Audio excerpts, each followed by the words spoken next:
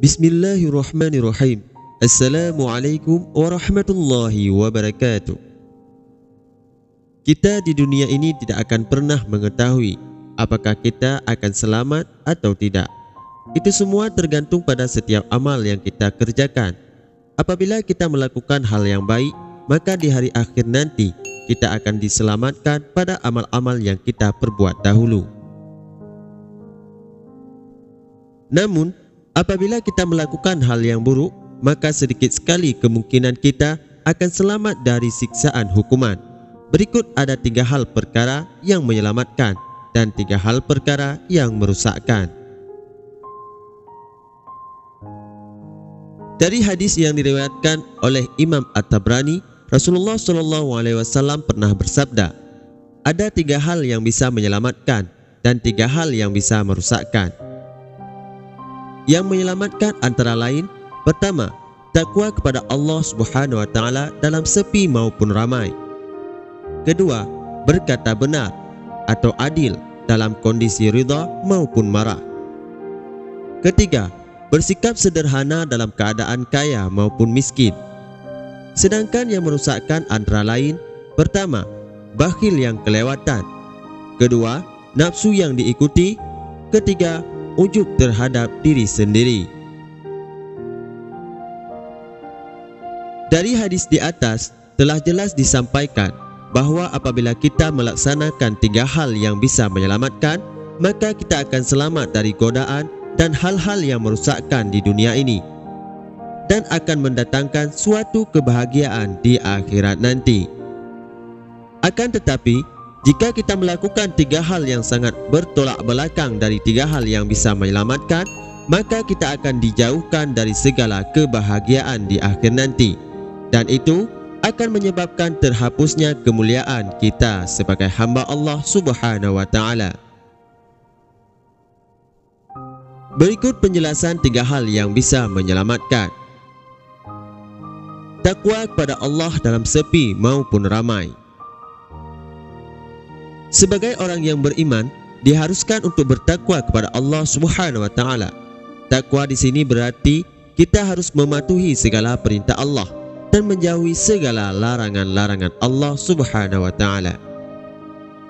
Kita diperintahkan untuk bertakwa bukan dalam satu keadaan, akan tetapi dalam segala keadaan, baik itu dalam keadaan sepi maupun ramai.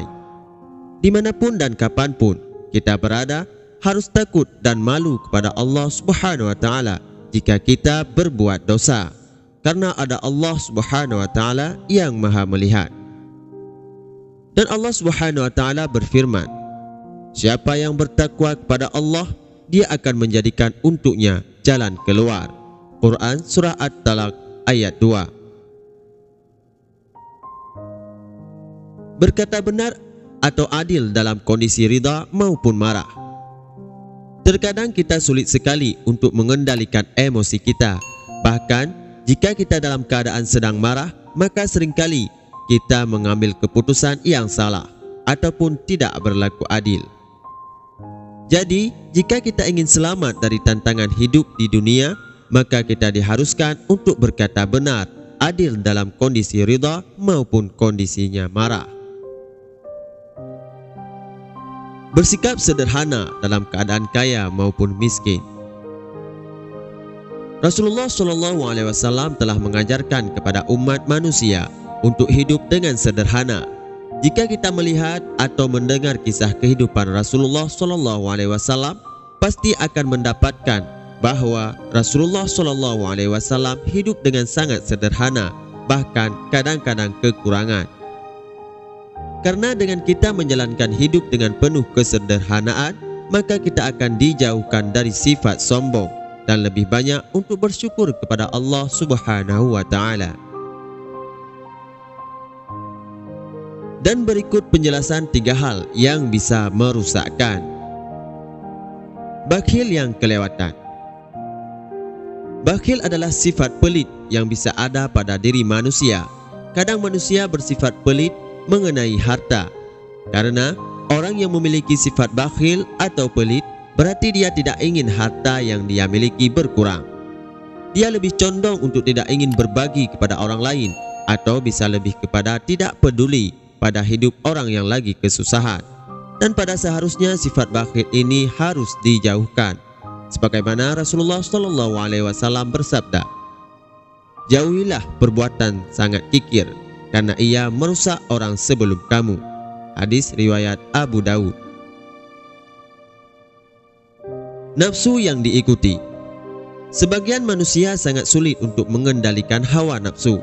Bahkan sebab mengikuti hawa nafsu mengakibatkan kita terjerumus pada perilaku yang dilarang oleh Allah Subhanahu wa taala.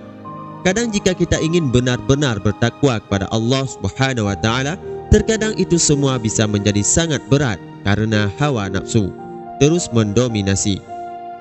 Pada nyatanya, musuh terbesar pada diri manusia adalah hawa nafsunya itu sendiri. Ujub terhadap diri sendiri. Sikap ini lebih kepada kita merasa bahwa diri paling benar dan paling baik, lebih sering menyepelekan orang lain, tidak pernah mau mendengar perkataan orang lain.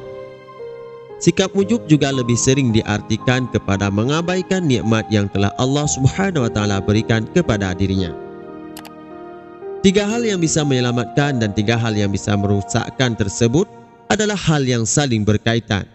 Akan tetapi, hal tersebut tergantung pada bagaimana kita memposisikan Allah Subhanahu wa taala dalam kehidupan kita dan bagaimana tujuan kita ini akan bermuara. Itulah 3 hal yang bisa menyelamatkan dan 3 hal yang dapat merusakkan kita. Semoga bermanfaat dan menjadi pelajaran bagi kita semua. Wabillahi taufiq wal hidayah. Wassalamualaikum warahmatullahi wabarakatuh.